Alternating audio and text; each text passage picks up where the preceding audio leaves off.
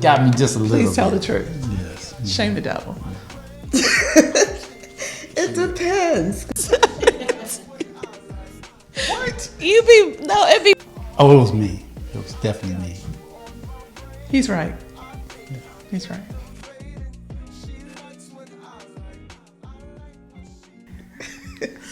I did, it's I can remember being real nervous about it, I wanted to tell her that I loved her. And I can remember we were riding in the car, and I told her, I said, listen, even if I don't get the response that I'm looking for, I says, my heart is telling me that I love you, and I want to let you know that I love you, and I don't think it was reciprocated back that way right then. Oh, it was me. It was definitely me. He's right. He's right. Do you not remember who said I love you first? I want to say I said it first. I don't believe that. But, so there was always love there because of like the relationship that we developed as far as like friendship. Mm-hmm. There was always a love there. But as far as like being in love, I don't know who said it first. Yeah. It's history. But I understood that because sometimes you gotta, let that digest, but Definitely. it didn't deter me at all. I just wanted you to know, her to know how I felt, that I'm falling in love with you and that you're all I think about, when we're not apart, and when we're all together. So, I might lose my man card for that, but I don't care. I loved her then and I still love her to this day. Patience. And not to comment about everything. Yeah, being patient, like she said, being understanding, learn when to say things, learn when not to say things, and just kind of sitting back and observing and try to feel what the other person's feeling, and try to understand their perspective, where they're coming from. Did I hit the nail on the head? You hit it. I did. I've learned so much. You So go much. first. Oh, man. I've definitely learned to let things go. I've learned to let things go. I was a person that could hold on to a thing. Like we said, I cannot unknow what I know. I have a very good memory, but marriage has definitely turned me or helped me to realize to let things go, to forgive quickly. From the beginning of our relationship, we always used to say first down. I would hold on to a thing. And if John said first down, that meant it was over. That meant it was over. We're starting fresh. Because I'm not going to take what we argued about yesterday into today. There's no point in doing that. Mm-hmm. We could argue 5 minutes later, I'm good. She's still sitting over there, looking at me like I'm crazy. But Not didn't want me anymore. to go anywhere, though. Yeah, you guys still be present. I'm angry with you, but don't leave.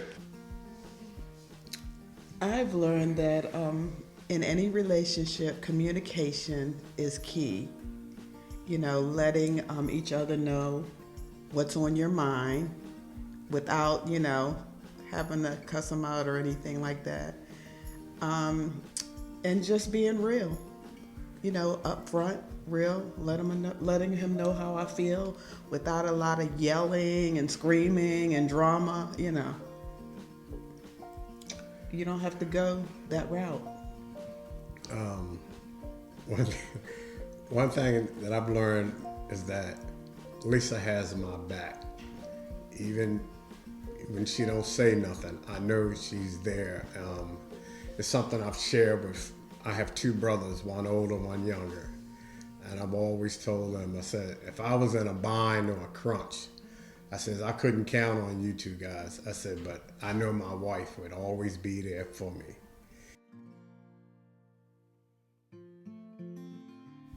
$100%. 110%. Everything. Everything. Because he really does help us hold this together. We pray together. not every day, but every Sunday morning is our time to pray together. And we both have our own separate prayer time. And sometimes things that I can't say to him in a normal conversation, when I'm praying, I can pray it then. Likewise, and he will pray things that he has not been able to articulate to me. I can hear it when he's praying, and it works. And then one thing we've learned is sometimes when we've had like a really good prayer, that's when the enemy shows up. We'll have like the smallest thing can then become major, and so we try to step back and be a little bit more careful. Maybe not even have too much conversation after prayer time, because little things start becoming major. It allows you to, to fully open up, but not in a spiteful way, but in a loving, kind way, to express yourself that you probably couldn't express, if you were just going day by day, and prayerfully that the other person would understand what you're saying, and their eyes would be open. Oh, okay, I see where he or she is coming from. So that's what I think. God has been everything in our relationship. Life be lifing. We have had some situations and circumstances, from health to financial, grief, like just everything you can think of. And it's a part of life. Like, that's what's supposed to happen.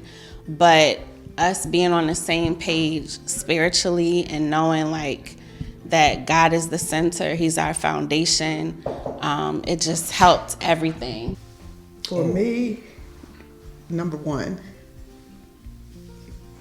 God is the key to keeping everything together, whether you know it or not. If you don't know it, get to know it. It's a serious part of any relationship. It's just number one part of life.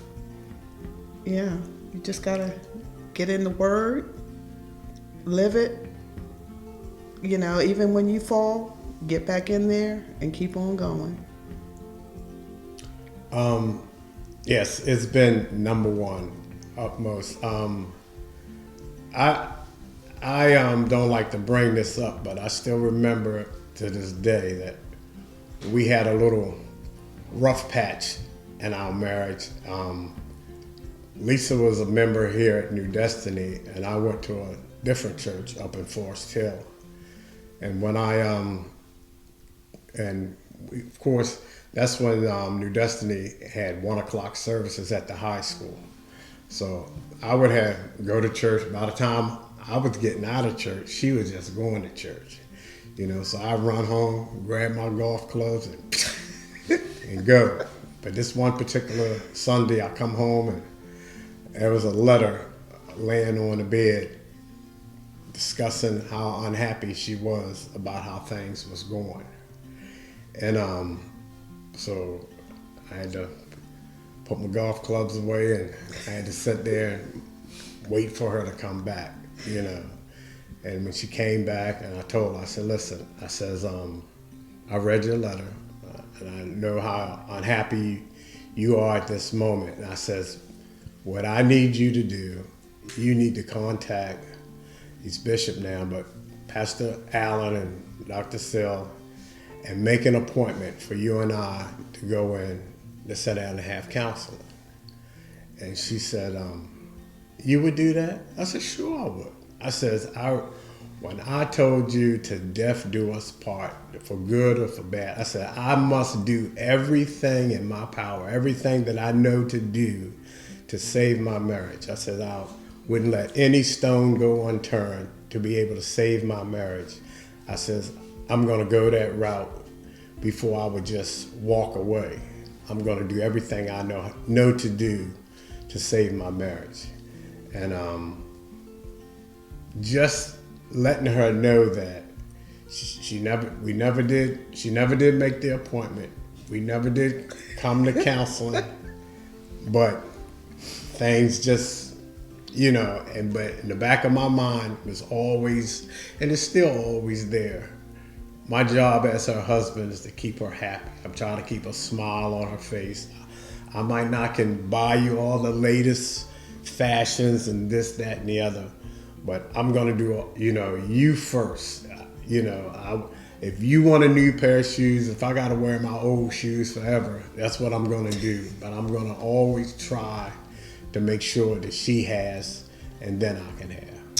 Actually, it goes both ways because one thing that I liked about our relationship was we both worked, we both put our money together, we paid our bills together.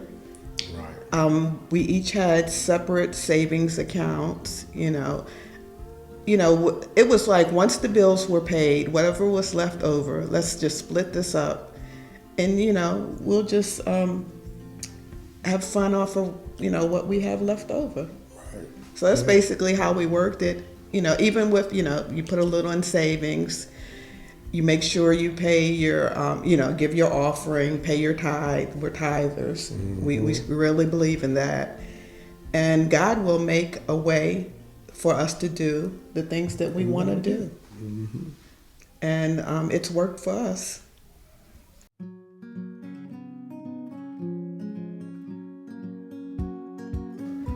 Big spender. It depends. At one point in time, it was her. There was a time. Chris didn't look at price tags. When I we go in the didn't. store, she didn't look at price tags. Different life. Now, I don't be. How much is that? I think we both can be, but we're both responsible now. We're both responsible now. So. It depends, because we both, Right. We're pretty frugal. We're pretty, Maryland.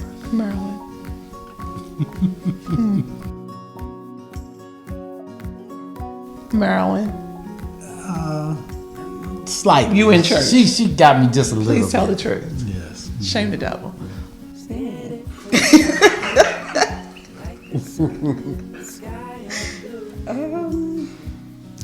Go ahead, you can tell. You can tell it's me. I guess. No, I would say we both are, but Yeah, sometimes I would say I think both. she likes me to engage that kind of thing. It depends. Like Sometimes I let him think that. Like she wants to go. Like let's say recently, if she want to go somewhere or do something, she'll ask me about it and then expect me to make it happen. I think we both lose in that a little bit. Right?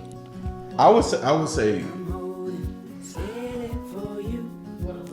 Yeah. Oh, that's sad. I mean, I feel like we got to do better. Yeah. It's all these kids. That's what it is.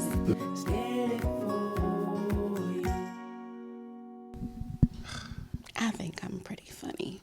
John's, his funny don't be, it's not funny sometimes. What? It'd be real stuff, and that's what's funny to you. Like, I like real stuff. Like real stuff. Like that was awful. That actually wasn't funny. I don't like just like pretend stuff. Like I laugh at people. Like if you fall in front of me, yeah, that's what I mean. It's a rap. Like it's a rap. I am. Yeah. He thinks, but we're going to run with that. Yeah. She likes looking at funny things, but as far as who's the funniest, yeah, I am. Okay.